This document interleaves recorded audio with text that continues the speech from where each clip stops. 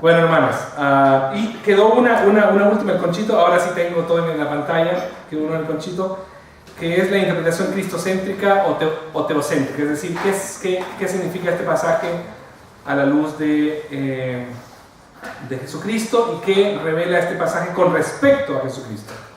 Eso quiere decir, hay una pregunta insuficiente. ¿Qué revela este pasaje con respecto a Dios y su voluntad? Por lo tanto, como es una pregunta insuficiente, el solo hecho de pensar en qué es lo que Dios me quiere decir y qué es lo que Dios me quiere mostrar, eso es muy insuficiente, porque ahí nos reducimos al mundo teísta solamente. Y nosotros somos teístas cristianos. Entonces, no es solamente qué es lo que este pasaje revela con respecto a Dios y su voluntad, sino qué significa este pasaje a la luz de Jesucristo, a la luz de la manifestación de la segunda persona de la Trinidad, y qué revela este pasaje con respecto a Cristo. Si nosotros no hacemos este ejercicio, continuamos creyendo en Dios, continuamos todo bien, pero le sacamos este valor histórico redentivo al texto, a lo que yo les estoy invitando esta mañana. Incluso si no hacemos la pregunta, aún el texto continuará teniendo un valor revelacional, porque obviamente mostrará a Dios y a su voluntad. Pero si nosotros hilamos fino, ¿cómo presentar la voluntad de Dios si no presentamos a Cristo? Entonces, hilando fino, nosotros vamos a llegar a Cristo. Entonces, creo que hacerse esta pregunta insuficiente de solamente Dios y su voluntad nos debería llevar a hacer una pregunta más específica que tiene que ver con Jesucristo. Muy bien. Hoy, ahora no funciona. Oh.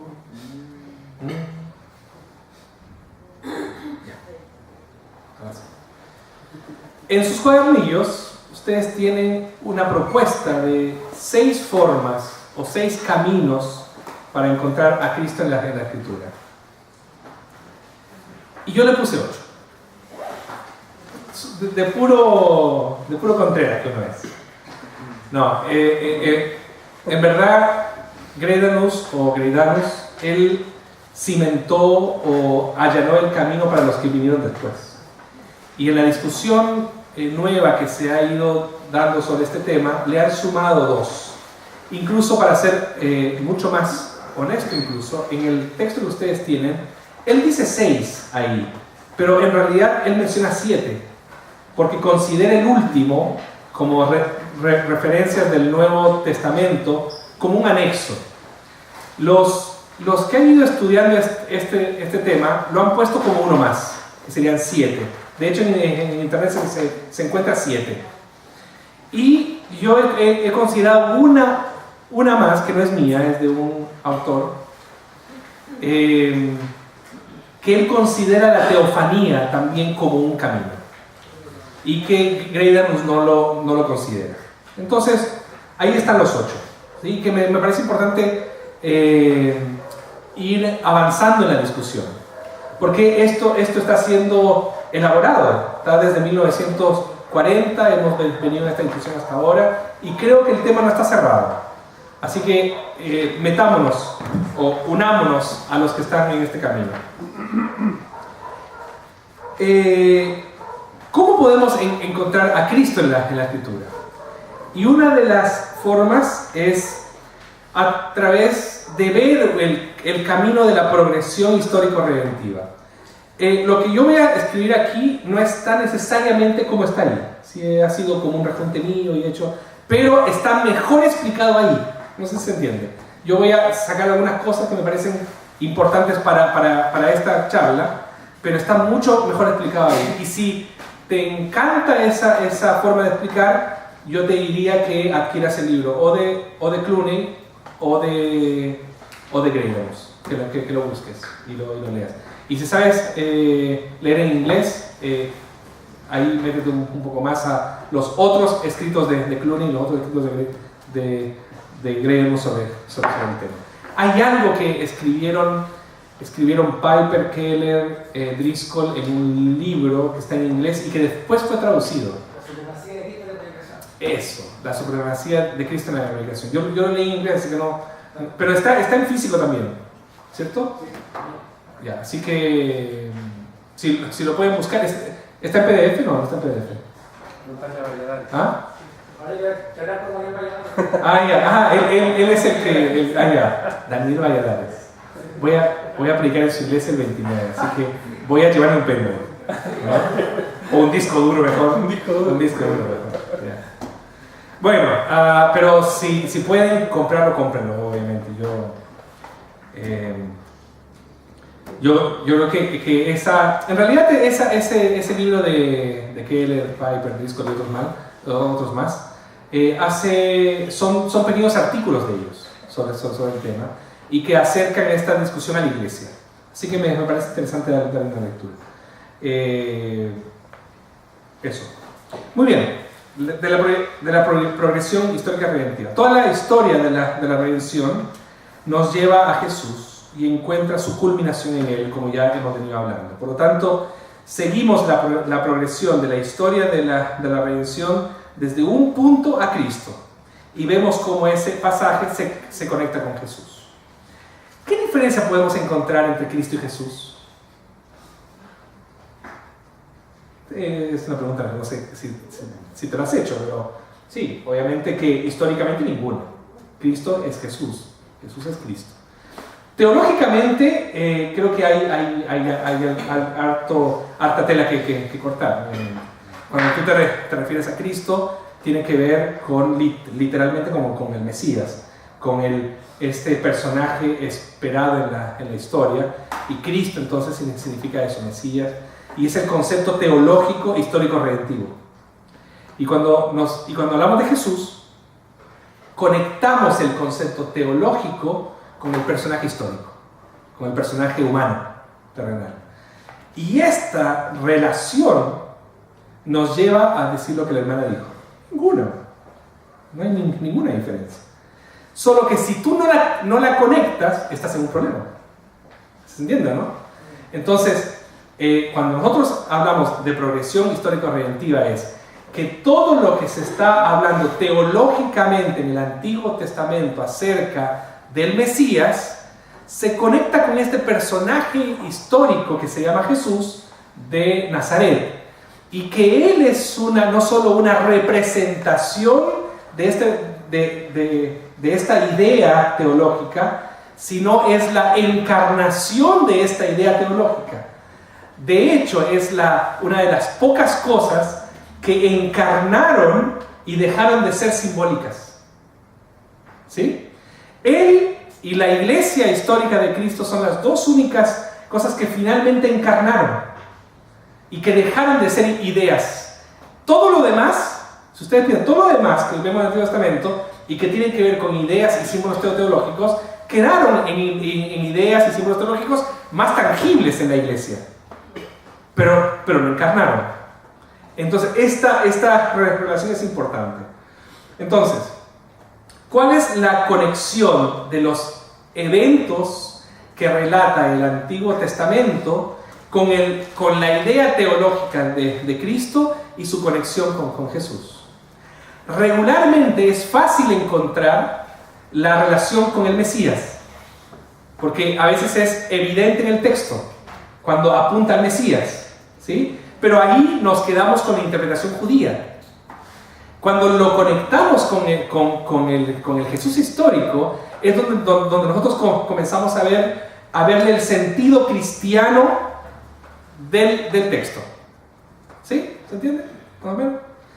Entonces, ¿qué es lo que hace Mateo? Si uno quiere enganchar el Antiguo Testamento con el Jesús histórico, hay que leer Mateo. ¿Sí? ¿Por qué? Porque Mateo demuestra cómo Cristo, al tiro, desciende de la línea real de David y de Abraham y lo conecta por sangre. Es muy interesante eso. Entonces, la genealogía no está escrita para nuestra curiosidad, Dice, oye, mira qué lindo como Jesús vino de tanta gente bonita, ¿no? Sino es lo que está haciendo en el capítulo, de hecho, da un tremendo mensaje eso, para predicarlo. Es cómo en esta línea de sangre conecta la idea teológica con el personaje. Entonces, Esteban, por ejemplo, ¿qué es lo que hace en su predicación en Hechos 7? Él traza la historia desde la redención, desde Abraham hasta Cristo. Él hace esta relación. No se va más allá. Interesante, porque no se va hasta Adán. Parte de Abraham. De hecho, a partir de ahí surge la discusión si la iglesia comienza en Adán o en Abraham. Por ejemplo, a partir de que los predicadores del Nuevo Testamento no se pusieron de acuerdo. Porque algunos decían que la iglesia comenzaba con Esteban, de Abraham, y otros se fueron un poco más como Pablo, que se fueron hasta Adán. ¿Se entiende? Digo que no se pusieron de acuerdo, ahora lo vemos. O sea, el Espíritu Santo fue guiando todo ese proceso. Entonces,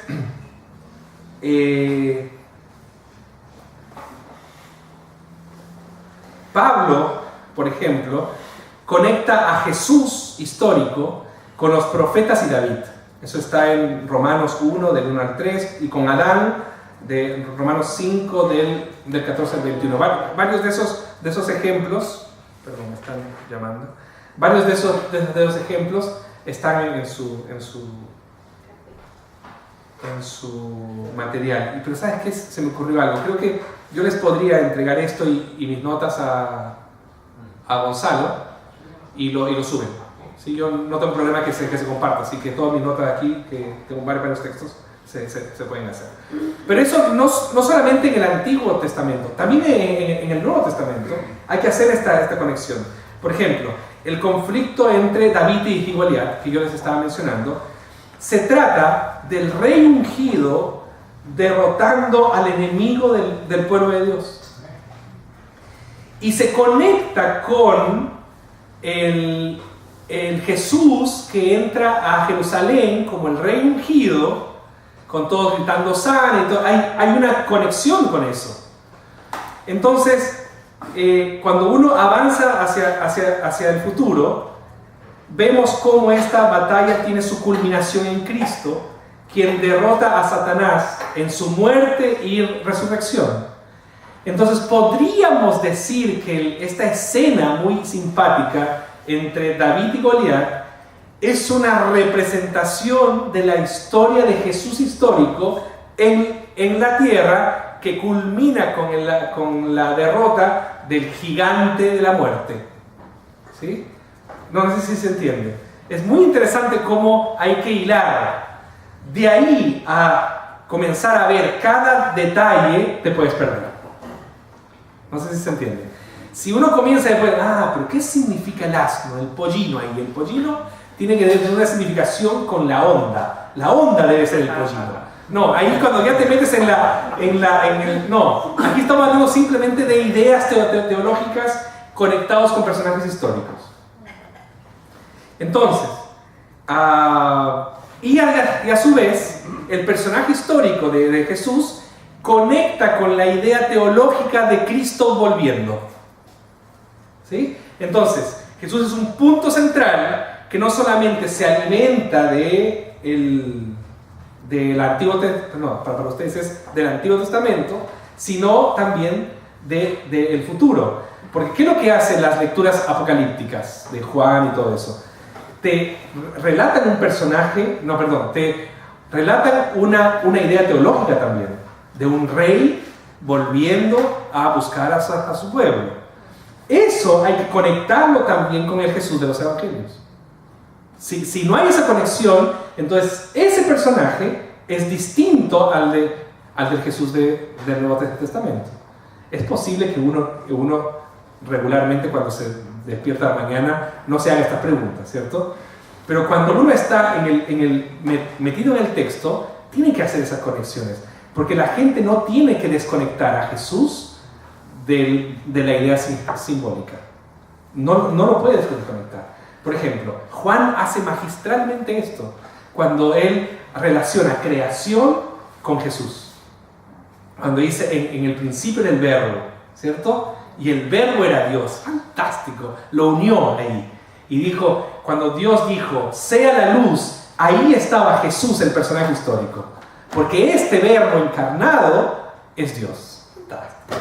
Genial, ¿se entiende? Todos hacen esta tarea. Pablo hace esta tarea, Mateo hace esta tarea, Juan hace esta tarea, de hacer estas conexiones. Entonces hay una progresión histórica que yo tengo que ir definiendo. ¿Estamos ahí? ¿Sí? Y con lo que lean ahí después va a ser mucho más claro todavía. 2. Promesa y cumplimiento. Este camino de la promesa y cumplimiento. Las promesas proféticas tienen su cumplimiento en Jesús. Es decir, el objetivo es demostrar su cumplimiento. Reconocer que las promesas del Antiguo Testamento pueden haber varios cumplimientos parciales, pero se cumple finalmente en Cristo. Muy bien, aquí estamos en un tema bien interesante. Los textos en la Escritura, algunos estudiosos dicen que los textos en la Escritura están en 2D y en 3D. Antiguamente, imagínense lo complicado que era para los de hace 50 años atrás, 60 años atrás, en 1930, entender la tercera dimensión. Imagínense lo complicado que era para ellos explicarlo. Por eso, libros de los Países Bajos de esa época ni se atreven a mencionarlo, porque no entienden el tema tecnológico. Nosotros somos bacanas. Nosotros sí. ¿Qué es un 3D que nosotros no lo podamos? 3D, ¿cachai? Lo vemos en tercera dimensión.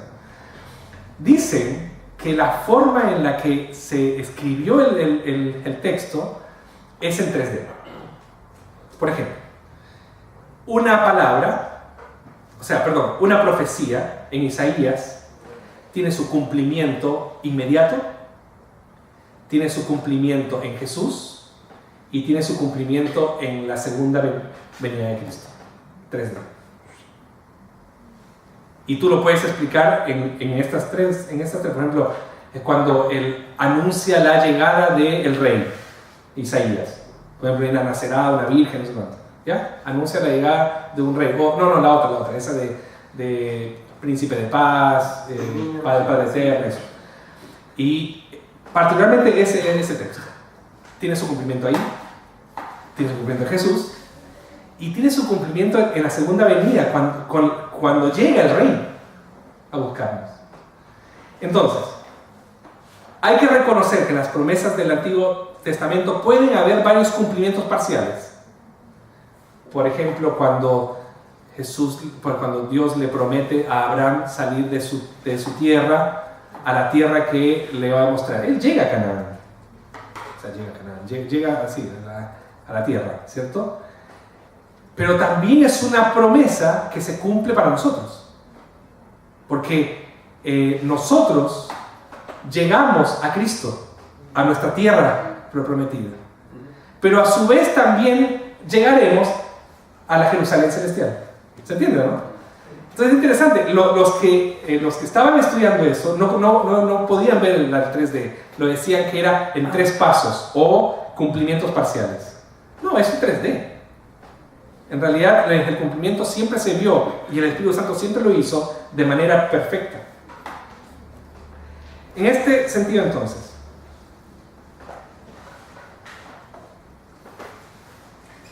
Dios promete a Abraham que hará de él una gran nación y será bendición y que poseerá la tierra. Esto comenzó a cumplirse con el nacimiento de Isaac, ¿cierto? Cumplimiento parcial. Pero luego en Jacob también, otro cumplimiento parcial. Y después se cumple parcialmente en el pueblo de Israel.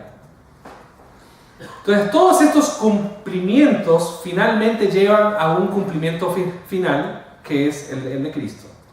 Entonces cuando David es rey, Dios intensifica la promesa, extendiéndola al futuro, a su descendiente que reinará para siempre, que es Jesús. y así. Con Salomón igual, etc. En el Nuevo Testamento, ¿cómo nosotros podemos ver eso? El mensaje de Jesús era el cumplimiento. Él demuestra cómo toda promesa se cumple en Él. A través de su evangelio, Mateo demuestra que Cristo es el cumplimiento de las promesas dadas a Abraham y David y las promesas mesiánicas dadas a Israel, pero a su vez anuncia su segunda venida. Entonces, ¿cómo nosotros podemos? Un camino para ver a Cristo es verlo en la dimensión histórica, pero siempre con estos pequeños cumplimientos, esperando el cumplimiento final que es en Cristo. Tercer camino. La tipología. Aquí este es un tema muy recurrente mucho. La verdad que se ha hablado mucho del tema. Yo les voy a hacer una introducción, pero así una introducción del verbo introducción. El Antiguo Testamento habla de moldes, ¿sí? Un molde, o mejor, una tipología, etimológicamente hablando, es un molde. Y un molde es donde se derramaba una sustancia con metal fundido para hacer una imagen. Entonces, una tipología es donde se derrama para hacer una imagen. Se derrama un concepto para hacer una imagen. Es una tipología. Entonces, los tipos... Y los tipos tienen su antitipo, que es el molde. Que es el molde. Ese es el antitipo. ¿Sí? El molde es el antitipo. Entonces, los tipos son las promesas proféticas incrustadas en eventos, personas e instituciones del Antiguo Testamento que simbolizan, representan y prefiguran realidades en el Nuevo Testamento. Esta no la vemos si no tienes una hermenéutica que crea en las tipologías. Aquí, pero pastor, le estamos poniendo. O sea, así como está, no la vemos.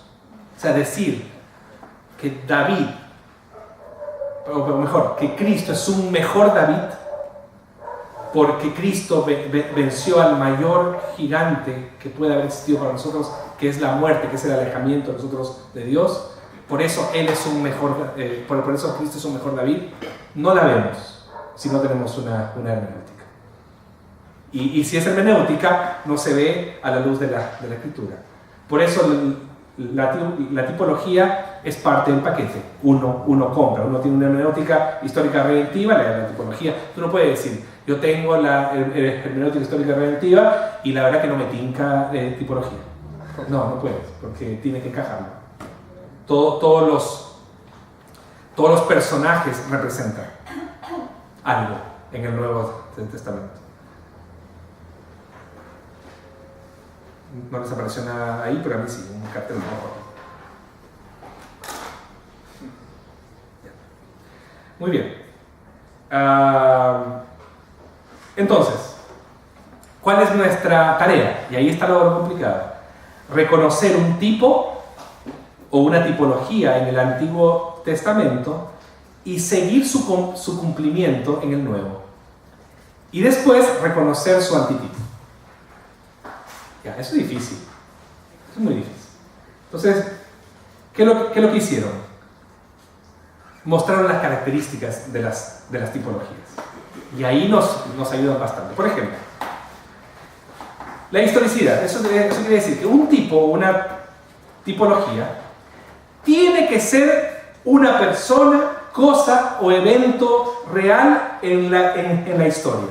No puede ser una metáfora, no puede ser un simbolismo en una visión profética, tiene que ser un personaje histórico o un evento real. Eso lo podemos relacionar con un evento del Nuevo Testamento.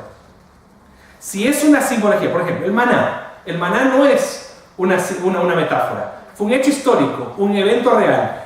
¿Con qué lo relacionamos? Con Jesús, el pan de vida. ¿Se entiende? Es una representación, es una tipo. ¿Cuál es el antitipo? Es justamente Jesús, el pan de vida. ¿Sí? El antitipo. ¿Sí? Muy bien. Entonces, 2. Similitudes fuertes en el tipo y en el antitipo. Por ejemplo,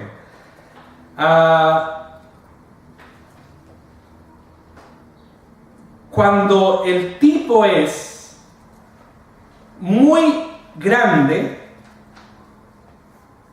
y el antitipo es muy pequeño, hay un problema ahí.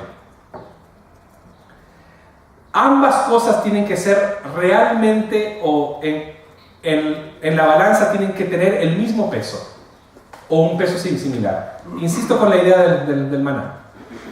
Era crucial para ellos tener ese maná. Era crucial para nosotros tener a Cristo, o a Jesús, como pan de vida. Entonces, no puede ser un antitipo grande y un detalle muy pequeño, o lo contrario. Y ahí es donde yo voy, por ejemplo, a la cuerda carmesí de Rahab. Es una cuerda, una miserable cuerda, muy pequeña, una pequeña parte, no lo puedo comparar con la sangre de Cristo redimiendo a la humanidad. ¿Se entiende, no? Entonces hay una relación, hay una desproporción ahí. Muy bien, entonces hay una relación fuerte, que tiene que existir una similitud fuerte entre el tipo y el antitipo. Tercero, ser teocéntrico. Eso tiene que ver con lo que Dios hace en la historia de la redención. La tipología tiene que ver con lo que Dios hace en la historia de la redención. A través de un personaje histórico, a través de una separación. Por ejemplo, la salida del pueblo judío de Egipto representa la acción de Dios en nuestra vida cuando nos saca de la esclavitud del pecado, por ejemplo. Hay una relación teocéntrica. Es la misma acción de Dios en la historia del pueblo de Israel y es la misma acción en nuestra historia como iglesia o en mi historia a nivel personal. 4. El cumplimiento cristocéntrico. Esto es decir, esto no significa que el antitipo siempre será la persona literal de Jesús. No. Pero el antitipo siempre estará íntimamente relacionada con Jesús y su obra. ¿Se entiende? Entonces no podemos ver, como yo les decía al principio, en todo a Jesús, o en toda la cruz, o en todo lo soteriológico solamente, la doctrina de la salvación. Pero sí está relacionado con eso. Siempre está relacionado con la historia con la historia de Jesús y su obra. Por ejemplo, intento recordar. Habacuc, por ejemplo. Hay un texto en Habacuc que dice: y lo escribirás en tablas, y lo colocarás en un monte, y en esa tabla escribirás: el justo por la fe vivirá. ¿Ya? Ahora es más conocido, ¿cierto? ¿Qué es lo que hizo Pablo? Tomó la idea y en Romanos puso: por eso el justo por la fe vivirá. ¿Qué es lo que está haciendo Pablo? Está tomando la tipología, el cumplimiento cristocéntrico. ¿Cuál es la tipología ahí? Hay que verla. Pues hay que verla, ¿cierto? El monte, las tablas y Jesús como el mensaje. El justo por su fe vivirá. ¿Qué es lo que hace Pablo? Relaciona la historia de Jesús y, claro, el Gólgota, la cruz y el mensaje, el justo por la fe vivirá. Hay una tipología, ¿se entiende? Pero hay que verla eso. No sé si se entiende, ¿eh? Es como, no es fácil verla. Solamente la puedo ver si yo le meto la hermenéutica ahí. Bueno, eso. Intensificación.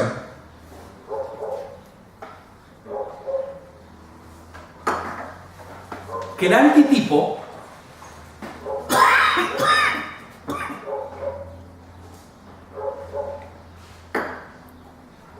aunque tienen que tener similitud fuerte, el antitipo siempre será más grande y más fuerte que el tipo. O sea, si Moisés fue el gran libertador de su pueblo, Jesús es el mayor libertador. ¿Se entiende? Si David derrotó a un gigante, si a Abraham, ¿se entiende? Es como, no hay comparación entre el tipo y el antitipo. El antitipo siempre es mayor y más grande. A ver, Mateo 12, 41 y 42.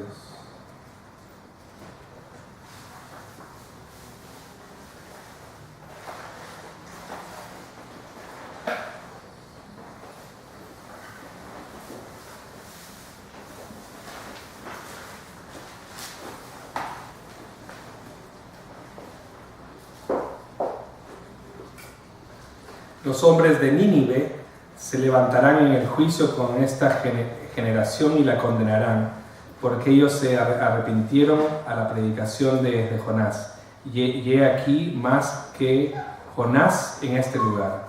La reina del sur se levantará en el juicio con esta generación y la condenará, porque ella vino de los fines de la tierra para oír la sabiduría de Salomón, y he aquí más que Salomón en este lugar.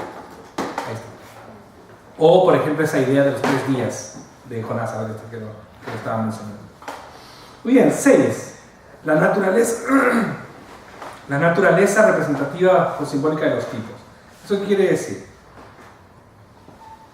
Para que sea un tipo, el evento, persona o institución tiene que haber sido visto en el Antiguo Testamento como representando o simbolizando algo. Entonces,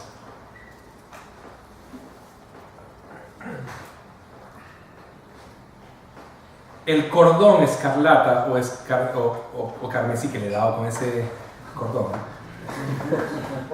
voy a soñar con ese cordón, en Josué 2:21 no tenía ningún significado simbólico en el Antiguo Testamento.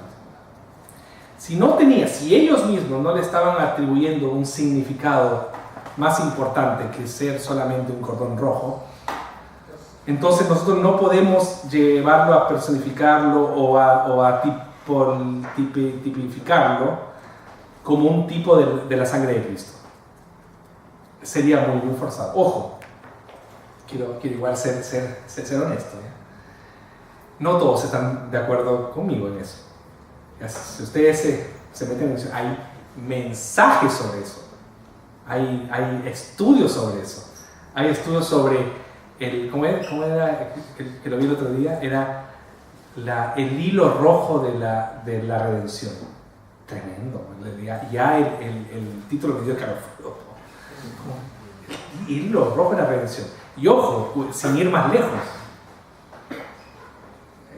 quien es kelleriano aquí me va a matar, pero Keller ve también ahí un símbolo de Cristo. Entonces tampoco, ¿y quién soy yo a la vez Keller? Pero no sé, a mí me parece que esa tipología es exagerada.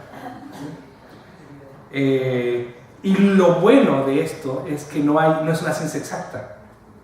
Uno tiene que ir de acuerdo a cómo va estudiando la palabra, uno tiene que ir identificando y afirmándose en quienes también nos pueden ayudar. Adán es un tipo de Cristo, por ejemplo. El maná que fue enviado del cielo es un tipo de Jesús. Los oficios de Cristo, profeta, sumo sacerdote y rey, en el Antiguo Testamento son un tipo. David, el rey ungido, que finalmente Jesús, el rey ungido también, cosa que ya hemos estado diciendo en todo este rato. Perfecto. Seguimos. Avanzamos. ¿Sí? Eso con tipología. ¿Alguna duda con respecto a la tipología? Pues, ¿alguna duda con respecto a la tipología? Más o menos lo que es, obviamente, solucionar el problema de la tipología histórica no lo vamos a hacer, pero ¿Lo que es? ¿Quedó claro lo que es? ¿Sí? Ya, avanzamos. Otro camino en esta forma de ver a Cristo o intentar ver a Cristo en la Escritura es la analogía, es decir, ver la relación de semejanza y similitud entre Dios e Israel en el Antiguo Testamento y Cristo y la Iglesia en el Nuevo Testamento. Lo que Dios era para Israel lo es Dios en Cristo para la Iglesia.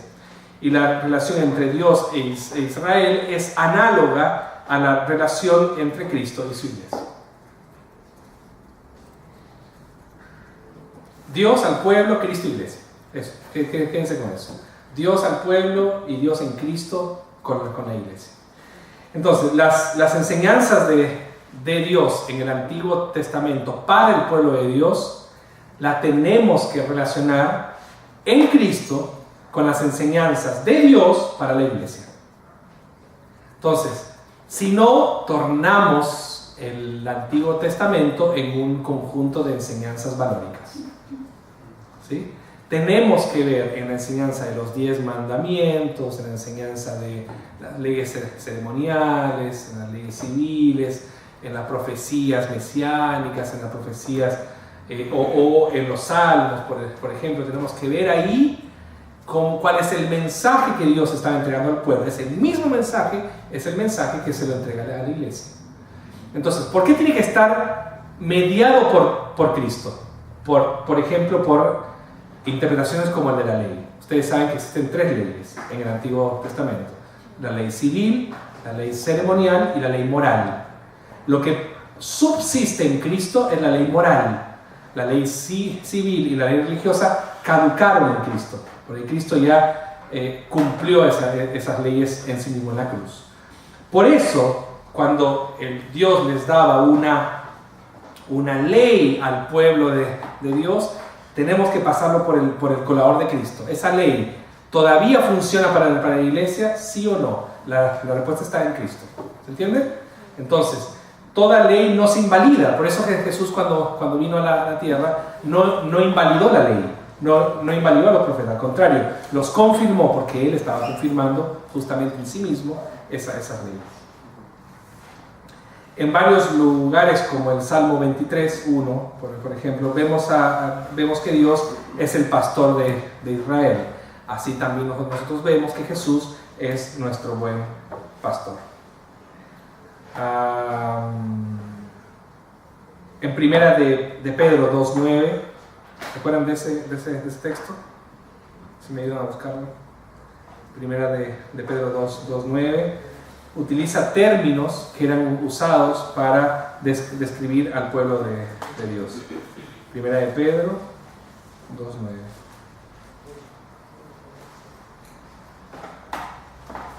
Mas vosotros sois linaje escogido, real sacerdocio, nación santa, pueblo adquirido, para que anunciéis las virtudes de aquel que os llamó de las tinieblas a su luz santa. Ahí hay una relación entre el pueblo de Dios con la iglesia.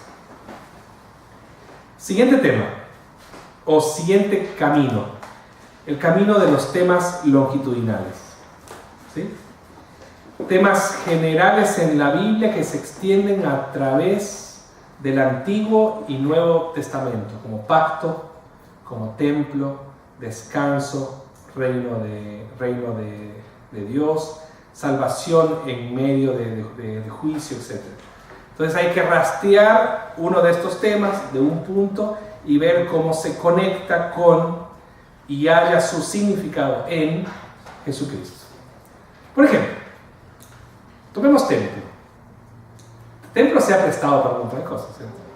Por ejemplo, hay libros sobre las partes del templo y todo eso. Pero simplifiquémoslo.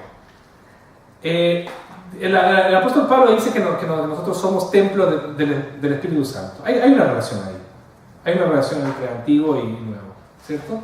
Entonces, hay que ver la reconstrucción del templo, por ejemplo, en el Antiguo Testamento, como la reconstrucción de nuestra espiritualidad. Por eso, ageo quiere decir... Debo aprovechar. Por eso ageo es reconstruyendo nuestra espiritualidad, porque Ageo estaba ahí reconstruyendo el templo, ¿sí? Y Pablo hace la relación, templo con... La hice bien, ¿o no? Ya, pero ahora en serio, sí. Y el templo en el Nuevo Testamento, para seguir con este tema longitudinal, Ya me meto. a mí se me Me meto de cabeza. un poco, Ya. porque nosotros somos o en la comunidad creyente. No, me meto en el tema, compadre. Tengo que meter en el tema. El tema es que cuando uno habla de templo en Pablo, cuando dice ustedes son templo del Espíritu Santo, es una palabra exquisita, es una palabra preciosa. Porque es la misma palabra que la Septuaginta traduce para el lugar santísimo en el Antiguo Testamento. Entonces, es la habitación de la gloria de Dios. Qué hermoso. Entonces, cuando dice que nosotros somos templo, no te está diciendo pues, para que lo limpies un poquito, que igual algunos lo necesitamos, sino que está diciendo que tú eres la habitación de la gloria de Dios, porque Cristo habita ahí. Es genial la idea, es genial la idea, es fantástica la idea. Entonces cuando le decimos que la iglesia es el templo, no estamos para allá, porque la iglesia es el cuerpo de Cristo. Pablo utiliza otra idea para la iglesia. Pablo utiliza la iglesia como orgánica, no como institución. En cambio, a nuestro cuerpo le dice templo. Es muy interesante. Y ahí contrarresta a los gnósticos que decían que nuestro cuerpo era penca, basura y toda la cuestión. Dicen, no, compadre, tu cuerpo es la habitación de la gloria de Dios. Qué lindo. Y después cuando dice que nosotros vamos a recuperar, vamos a resucitar, en el mismo texto, vamos a recuperar y resucitar en nuestro cuerpo. Porque nuestro cuerpo no se puede perder. Porque nuestro cuerpo eternamente es la habitación de la gloria de Dios. Es precioso. Entonces, al final, aquí hay que hacer una teología del cuerpo, obviamente, ¿no? Hay que hacer una teología del valor de nuestro cuerpo para Dios. Dice que Dios compró nuestro cuerpo por la sangre de Cristo. Tiene un valor muy importante. Entonces, templo se relaciona absolutamente con nuestra vida, con nuestra espiritualidad, con nuestro cuerpo, etc. Y iglesia se relaciona con cuerpo, con orgánico, con algo mucho más que tiene vida propia. O sea, vida propia en Cristo. ¿Sí? ¿Se entendió la idea? Quería hacer una frase respecto a eso, que hoy día a la iglesia le cuesta entender lo que usted dice en relación de que Dios habita en nosotros y que su gloria habita en nosotros. Exactamente. Es increíble, pero dentro del pueblo de Dios se habla más de lo miserables que nosotros somos que de que efectivamente el poder de Dios y Dios mismo habita en nosotros. A mí me causa tristeza eso. El problema también es que algunos agarran papa con el tema de que claro, la gloria de Dios habita en mí. Y otros hacen el otro tema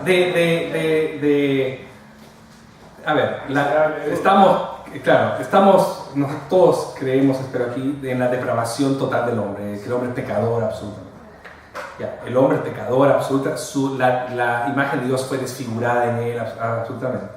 Y que basura, todos los saben, ya, los calvinistas le dan como caja al hombre. Qué miserable, una porquería, basura, basofia y toda la cuestión. Pero es interesante que la palabra de Dios recupera el valor de la humanidad del hombre como imagen de Dios. Está bien, está desfigurada, de basura y todo eso, pero estamos hablando en términos soteriológicos. Porque cuando ampliamos el eje ahí, cuando ampliamos la forma en la que Dios ve al ser humano, es un poco menor que los ángeles. ¿Se entiende, no? Entonces hay que verlo en su dimensión. Espiritualmente somos muertos, somos basura delante del Señor y todo eso. Pero nunca perdemos nuestra dignidad como seres humanos. Por eso la iglesia, cuando trata de... ¿Me meto o no me meto en eso? Me meto, sí, estamos en confianza. Cuando la iglesia, yo me meto solo en problemas, nadie me llama. Cuando comienza a colocar condiciones para que un homosexual, por ejemplo, participe en la comunidad cristiana y le coloca como condición su salvación, nosotros estamos en un problema crucial ahí. Que nosotros defendemos al homosexual por ser ser humano, por ser imagen de Dios, como te defendemos a ti por ser mentiroso. ¿Sí? Como te defendemos a ti por ser cabinero, por ser adulto, por lo que sea.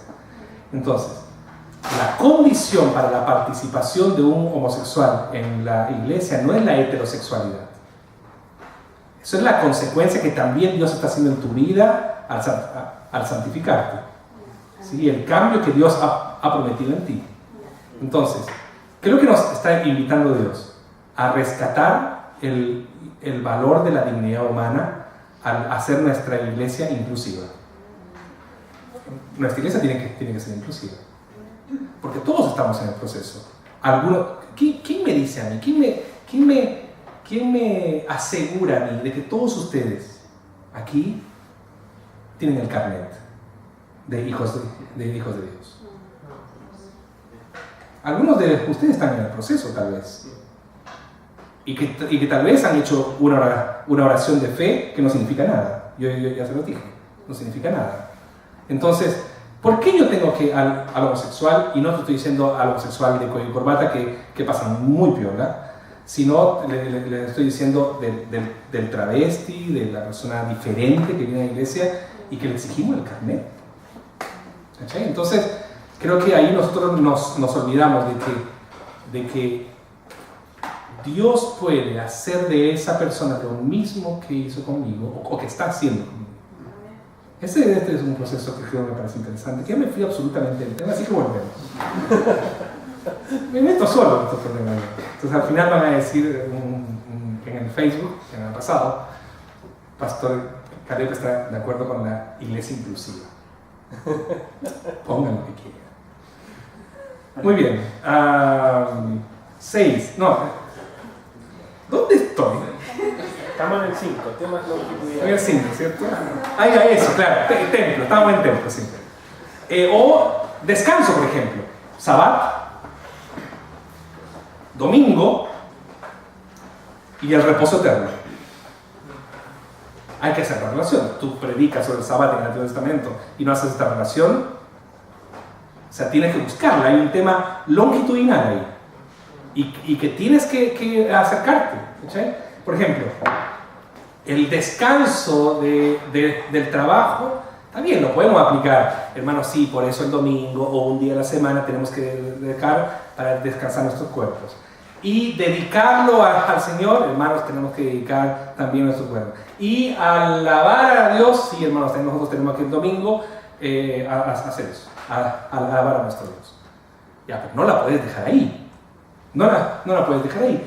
Porque entonces tú tienes que ver qué es lo que significa ahí ese tema para el Sabbat. El Sabbat era el recuerdo de lo que Dios hizo, pero también la esperanza del Mesías. ¿Qué es lo que es el domingo? ¿Por qué la Santa Cena es tan importante para nosotros? Porque es el recuerdo de nuestra salida de la esclavitud y es la esperanza de la segunda venida de Cristo. ¿Por qué se cantaba ahí? El canto era una expresión de una esperanza. Para nosotros, ojo, es una expresión de una realidad. Pero en el cielo, al final, ¿qué va a ser la alabanza? La alabanza aquí en la iglesia, es también una alabanza de una esperanza y también de una realidad. Y en el cielo, o en la Jerusalén celestial, después de la Santa Venida de Cristo, será una alabanza de una realidad. ¿Se entiende? Una esperanza en el Antiguo Testamento, una esperanza y una realidad en el Nuevo Testamento, y una realidad en la Jerusalén celestial. ¿Qué es lo que malinterpretaron los fariseos del Sabbat? El tema del trabajo. Ellos tornaron al hombre para el sábado y no el sábado para el hombre. Como le decía Jesús. ¿Por qué? Porque en ningún momento Dios les está diciendo dejen de hacer nada. Es decir, nunca Dios está invitando el domingo a la flojera. En ningún momento podemos encontrar a Dios y bueno, el domingo es para descansar y para levantarte tarde. En ningún momento vamos a encontrar eso en la Escritura. ¿Por qué? Porque si no te gusta trabajar, sonaste. Porque en el cielo vamos a vivir la eternidad trabajando y sirviendo. ¿Por qué? Porque el trabajo no es una maldición, es una bendición. En la caída se multiplicaron los dolores, pero antes de la caída ya había trabajo. Entonces, si el Jerusalén celestial es una reconstrucción o una redefinición o una renovación del Edén, por lo tanto, en el cielo también nosotros trabajaremos. Es más, Dios cuando llama a alguien, nunca lo llama desde su flojera. ¿Se dan cuenta? En el texto nunca lo llama desde su flojera, como ya levante la cama, vamos a hacerte pescador de hombres. Él estaba pescando, David estaba con las ovejas, todos estaban trabajando. Así que es como raro eso de que no, estoy esperando trabajo. Compadre, ponte a hacer algo. Yo tengo a un par de jóvenes en mi iglesia que estaban así en esa onda. Dije, no hay trabajo, pastor. Está bien. Sí, no sé cuánto trabajo hay en el templo. Así que los traje al templo. Todos los días tienen que venir conmigo desde las 9, cumplir las 8 horas. Yo les digo a ellos eso. Dios no te va a llamar cuando estás desocupado. Dios te va a llamar incluso sigue el mismo principio de la administración de empresas. Si tú quieres darle a alguien para hacer algo y quieres que lo haga bien, dáselo a una persona ocupada. No se merece un flujo. No, te va a llenar de excusas. Así que el sábado aquí tiene todo un ejercicio de hacer. Y es donde nosotros vemos a Cristo en eso. Es que Cristo, como le decía, era la mediación por la que Moisés pudo hacer lo que hizo. Cristo es un mejor Moisés, por lo tanto honramos a este Mesías que nos libertó de ese deseo. Muy bien, y así con reino de Dios, con salvación y todo eso que tengo que ir avanzando. 6. Contraste. Mientras que los demás caminos se enfocan en la continuidad entre el Antiguo y el Nuevo Testamento, este camino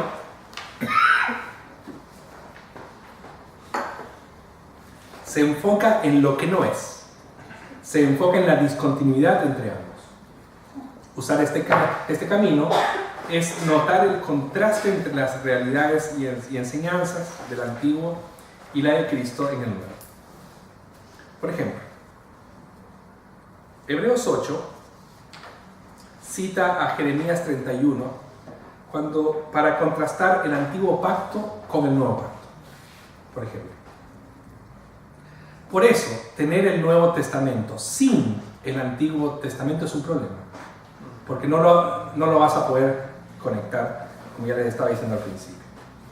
Entonces, Juan, por ejemplo, Juan 18, Efesios 6, 2 de Corintios 10, dejan en claro que el reino de Dios en el nuevo pacto no es avanzado por la fuerza física. ¿Cuál es el contraste?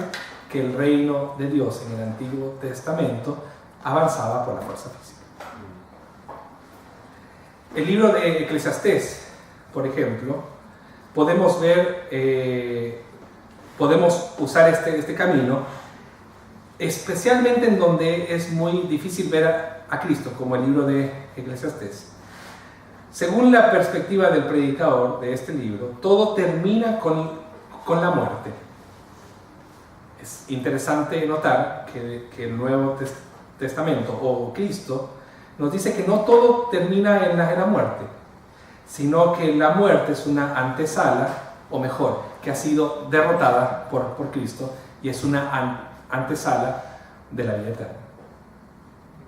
Entonces ahí está interesante el contraste entre Eclesiastés y Pablo.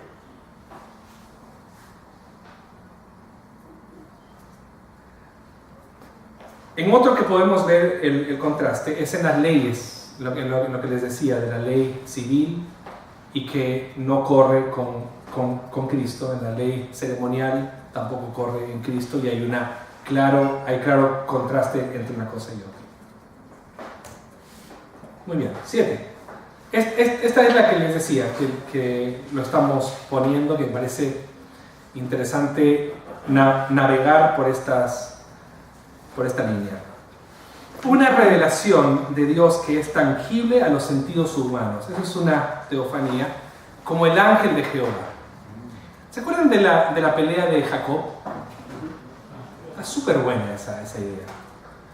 Porque ahí claramente dice que peleaste con Dios y venciste. Así que no le podemos darle una vuelta. Y la verdad que era un ángel, no era un ángel. Era una representación, era una teofanía que era tan tangible, y si no, preguntémosle a Jacob, era tangible. ¿Qué es lo que hizo el ángel? Peleó con él, ¿cierto? Toda la noche. Pero hizo algo ahí. Lo tocó. ¿Ya? ¿Ah? Claro. Sí. Como que lo dislocó, ¿no? Esta parte es genial. Porque lo disloca, o le hace una herida, ¿cierto? Y después, el texto dice que Jacob lo venció. Está buena la idea. ¿Por qué? Porque supuestamente es un rengo victorioso. Así como... No estaba así como bacán. Estaba como... Ya, okay. Entonces hay que hacer la relación. Cuando Cristo viene a nuestra vida, Él hiere nuestra vida. Él trastoca nuestra vida, trastorna nuestra vida. Está buena la idea. Y nosotros somos victoriosos en Él. Entonces, nuestras heridas las circunstancias de nuestra vida son las formas en las que Jesús vence. Por eso nosotros, por eso Cristo es un mejor Jacob, porque no somos nosotros, es Cristo siendo herido por nosotros. ¿Se entiende, no? Si yo digo que soy yo hay un rengo victorioso, claro. Pero no, es Cristo herido por nosotros. Pero que después obviamente tiene toda una representación. Dale. En la teofanía el ángel ahí con Abraham también, potente, el diálogo. Sí. La que me llama mucho la atención es la teofanía que tiene el ángel de Jehová con los papás de Sansón. Sí, también. Es la más espectacular por cómo termina esto. Es genial esa historia. Hace un sacrificio y el ángel dice que sube en la llama. Sí. O sea, ahí uno puede hacer un montón de cosas, ¿no? Claro, dice, vamos a morir, hemos visto a Dios. Dice, sí. Es potente esa, pero ¿el ángel de Jehová es siempre Cristo o tú tienes que hacer con calma con esta familia? Yo tengo que ir con calma con el tema del ángel del Señor. Y solamente cuando el texto es explícito, como el de Jacob, como el de la esposa de Sansón, la esposa de la mamá de Sansón, que lo que pasa es que yo estoy metido con esa historia porque se llama Manoa el marido, y la esposa se llama la esposa de Manoa, como que no tiene nombre la señora. Pero el texto, ese capítulo 1, si ustedes lo leen de Jueces 1, ¿no? Jueces 13. Jueces 13. El texto habla de la señora, no habla de Manoa, habla de la señora. La señora es bacán. Si ustedes quieren predicar algún día por el Día de la Madre, prediquen Jueces 13. Entonces, la esposa de Manoa la quiera. Volviendo al tema.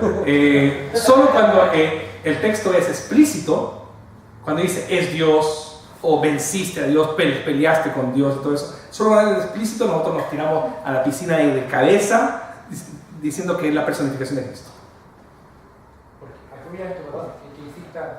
Sí, dale, sí, esto es está en Moisés, perdón, en Éxodo, perdón, te pido con la. En Éxodo, no Moisés, en Éxodo. La espalda. Y el ángel de la muerte. Ah, ya. Okay. Entonces, entonces yo he escuchado predicaciones un poquito disparatadas por ese sentido. Haciendo una comparación entre el ángel de Dios y el ángel de la ángel de muerte. ¿Quién sería? El diablo, no sé. Es el ángel de la muerte. Sí. Está ahí, no puedo darle mayor. Yo he quedado ahí. Ya, yo no me arriesgo a entrar en una teología del diablo. Es decir, que hay tipologías para Cristo, pero no creo que haya tipología para Satanás. Entonces el ángel de la muerte era eso. Era la forma en la que Dios hizo lo que hizo y utilizó a su sierva, la muerte, para hacer eso. Pero de ahí no creo que haya tipologías. Hay una que podría ser la más importante y la única que se ve claramente, que es la serpiente. Pero es una personificación. Incluso algunos autores como que no se animan a decir que era, sino que era una personificación, era el diablo mismo. Ahí. Bueno. Pero no solamente el ángel del Señor, también teofanías no nos muestran la persona. No, eso no.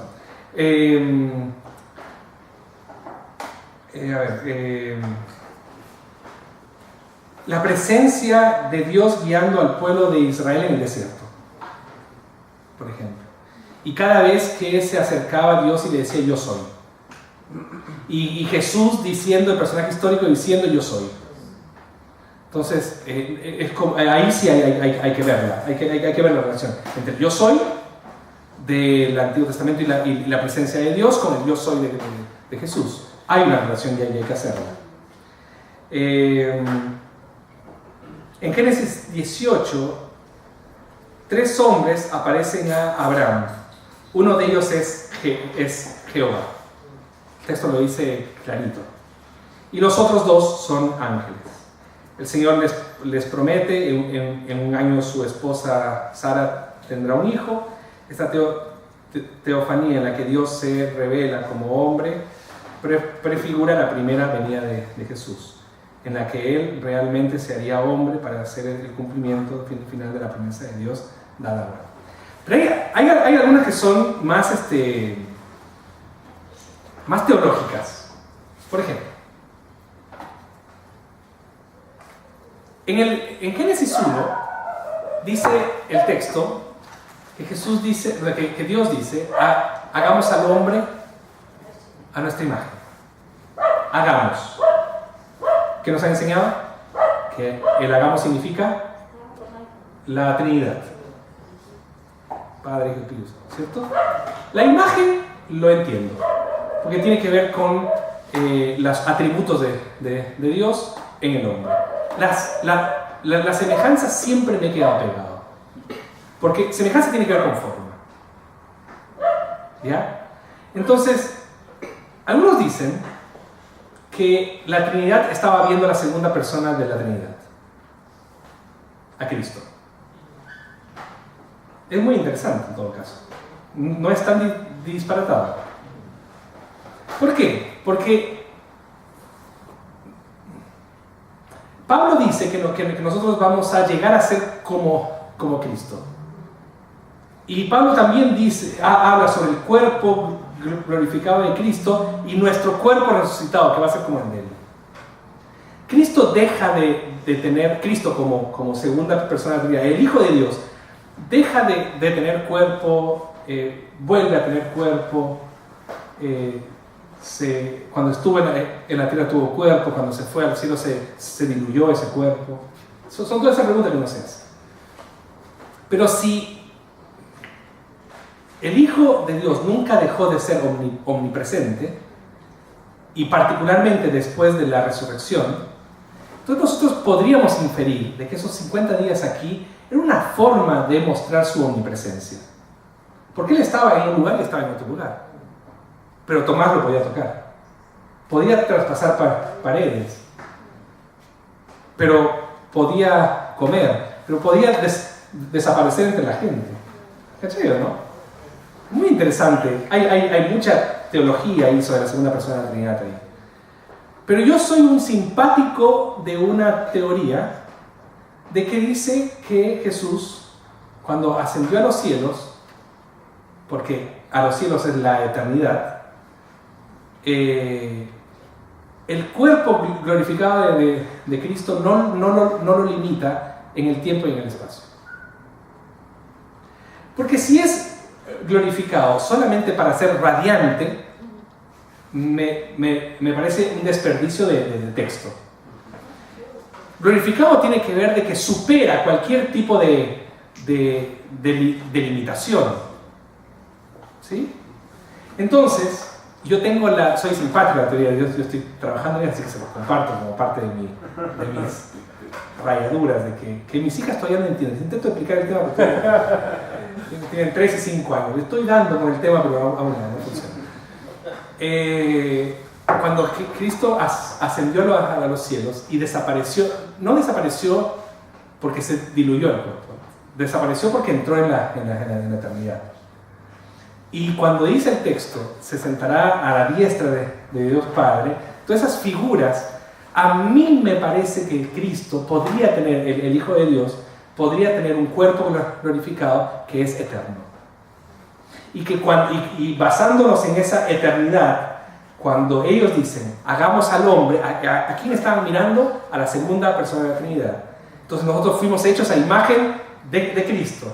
Y por eso, cuando se desfigura la imagen de Dios, la propuesta de la Biblia es que volvamos a ser como Cristo. Espiritualmente solamente, no creo. Si Dios en la Biblia constantemente está diciendo que espíritu y cuerpo somos uno solo, un ser, dividirlo solamente ahora y que en el cielo vamos a ser solamente angelitos sin carne, no es cierto. En eso estoy. Pero es esta ganas de pensar de que Cristo estaba presente en la creación también. Las teofanías no nos muestran la persona u obra de Cristo en el Nuevo Testamento, pero sí prefiguran, anticipan y señalan su venida.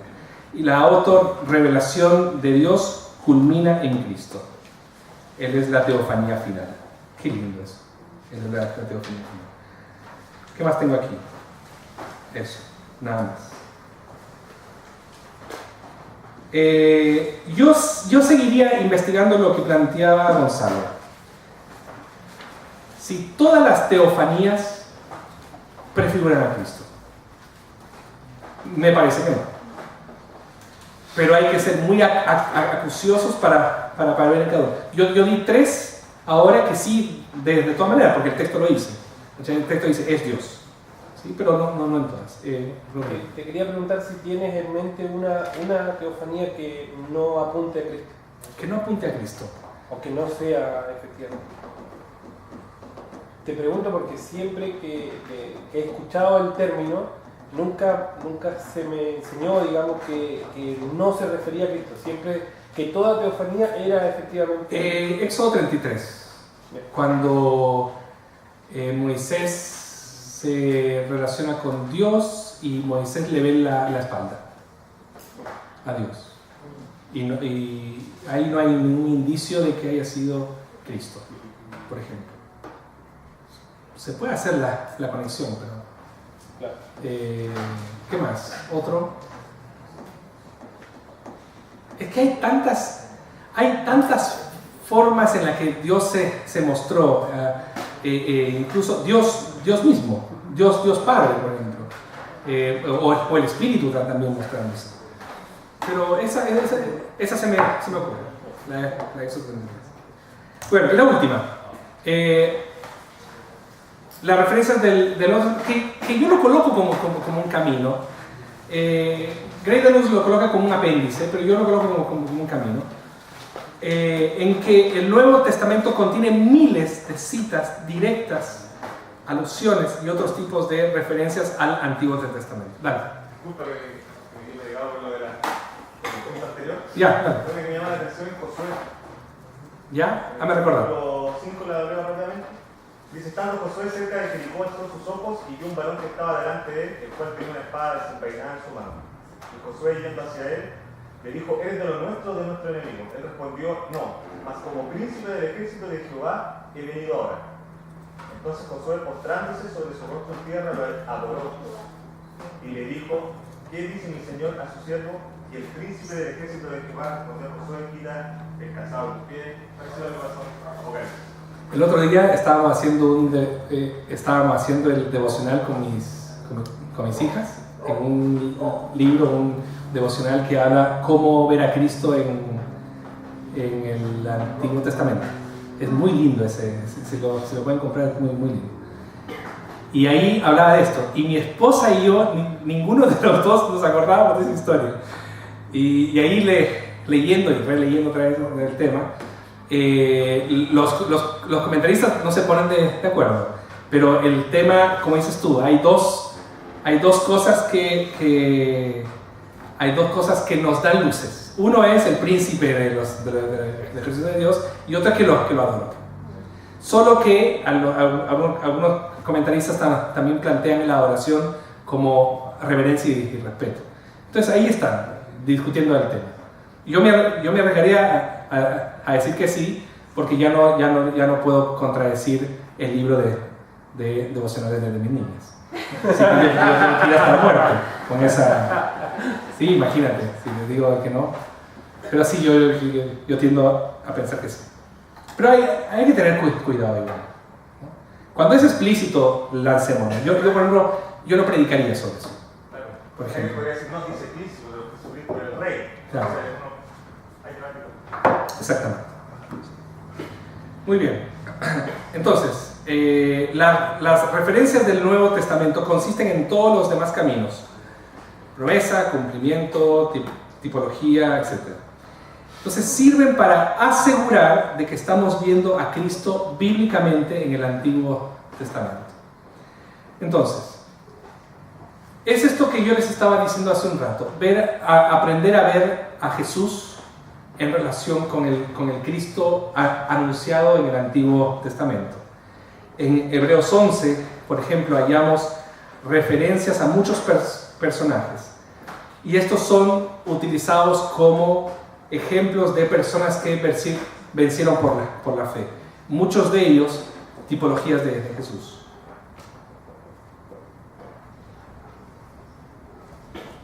Perdón, me está mandando un mensaje de la iglesia. Santiago 2, 21 al 24 hace referencia a Abraham, demostrando que la verdadera fe que justifica produce obras. En ambos ejemplos, el autor no usa estas referencias para encontrar a Cristo, sino solo para respaldar el punto que está haciendo. En el Antiguo Testamento, Proverbios 34, Agur dice: ¿quién subió al cielo y descendió? ¿Quién encerró los vientos en sus puños? ¿Quién ató las aguas en un paño? ¿Quién afirmó todos los términos de la tierra? ¿Cuál es su nombre? ¿Y cuál es el nombre de su hijo? Si sabes, vemos la referencia implícita de este pasaje en las palabras de Cristo en Juan 3:13, que dice: nadie subió al cielo sino el que descendió del cielo, el Hijo del Hombre que está en el cielo. Hay una relación ahí, una cita del Antiguo Testamento haciendo una relación, perdón, una cita del Nuevo Testamento haciendo una relación con Proverbios. Y así Jesús se peina con eso. Todas las frases que él decía, o las más importantes, tenían que ver o tenían una relación con lo que las escrituras del Antiguo Testamento decían acerca de él. Yo no quiero terminar esto sin dar unas tres cosas, unas tres aplicaciones que me parecen interesantes, porque al final uno queda como descolgado. Dijimos tantas cosas y al final no dijimos nada. Entonces, yo quiero llevarles a esto.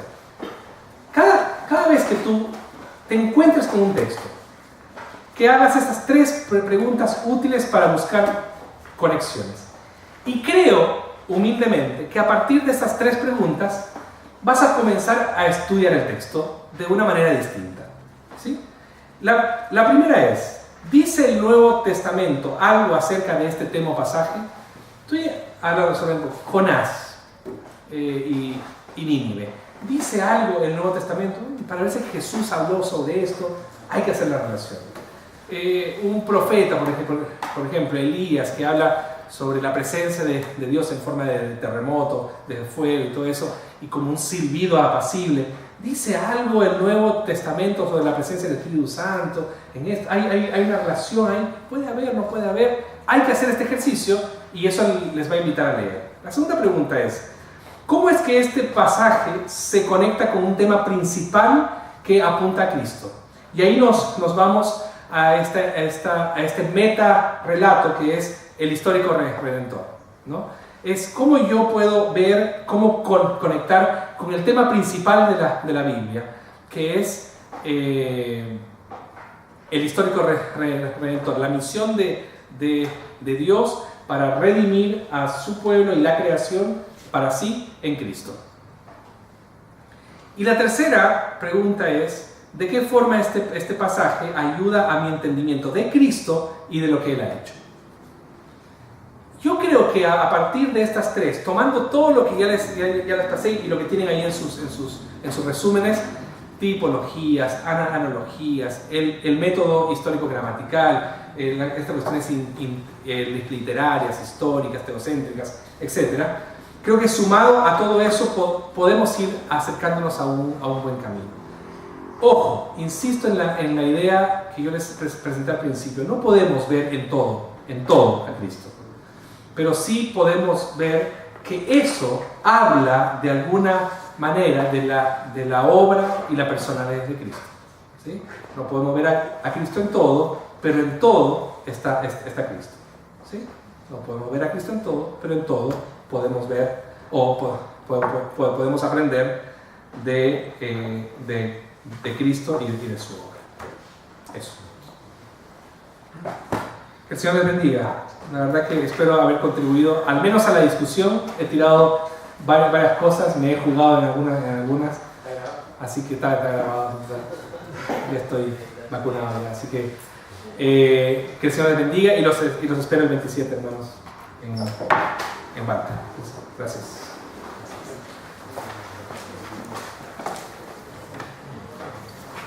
Gracias damos al Señor, se nos pasó la hora rápidamente, son las 3 de la tarde.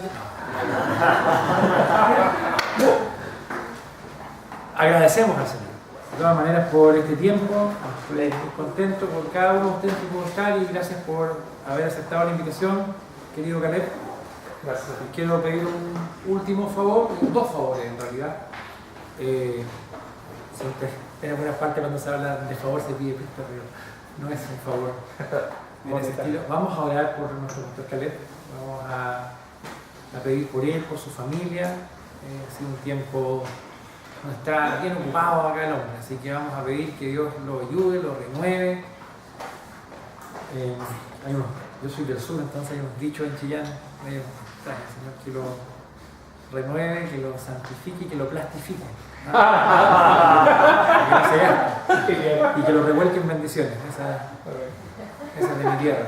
Así que pongámonos de pie, hermano. Y el segundo favor es que si podemos pasar acá adelante, nos tomamos una fotito, una selfie de rigor, ¿cierto? Para que nos crean que estuvimos acá durante toda la mañana. Han pasado hartas cosas, hay un muerto ya en Valparaíso, un guardia municipal. Falleció con una molotov tirada, se incendió al lado de una farmacia, no entiendo bien todavía, y el hombre estaba cumpliendo, padre de familia, cumpliendo su turno ahí y encuentra la muerte. Que Valparaíso, la verdad, fue muy, muy complejo. Caleb es pastor ahí en pleno centro de Valparaíso, es súper complejo esto. La verdad que no hay un buen pronóstico de esto y no sé qué se va a hacer, pero la iglesia, siempre decimos como la iglesia puede orar como si fuera como el premio de consuelo. La oración es importante y también la acción, nuestra predicación, nuestra postura frente a esto. Oremos. Caleb, por favor, ven acá. Me acompañan a orar. Aquí está ahora Patricio, hermano Pato, por favor, acompáñame, también anciano de la iglesia. Y Oramos por Caleb, nos unimos en esta oración, mis hermanos.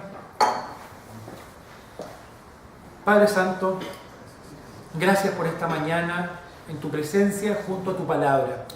Señor, es un buen tiempo, una buena compañía, hemos aprendido, hemos sido desafiados. Señor, somos llamados a pensar, a cuestionarnos también algunas prácticas, algunas cosas en base a tu palabra. Y esto es muy bueno, Señor, y bueno en gran manera. Gracias, Señor, porque hemos sido enseñados en ella. Dios mío, y podemos verte a ti. Sabemos que la Escritura apunta hacia Cristo. Es nuestra responsabilidad como siervos tuyos, como predicadores, como maestros, Señor, en muchos casos, como colaboradores de la iglesia local, predicar de Cristo, predicar la palabra del Señor. Gracias, Padre, por esta actividad. Te ruego por tu siervo, nuestro hermano Caleb. Señor, bendecimos a Caleb y a su familia. Bendecimos a su esposa, Esther, a sus hijas. Gracias, Señor, porque tú le has guardado y le has protegido hasta ahora.